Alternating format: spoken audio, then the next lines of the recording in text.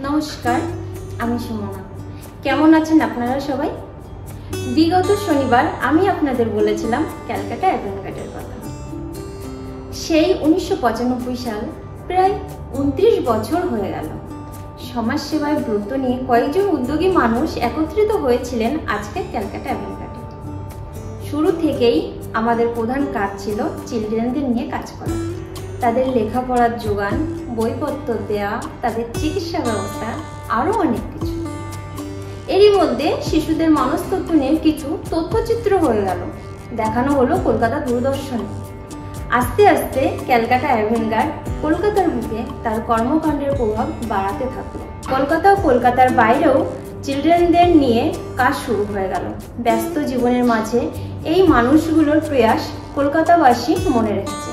যাই হোক, আজ এই পর্যন্তই। পরের শনিবার আবার দেখা হবে আপনাদের সাথে। ভালো থাকবেন, বাই।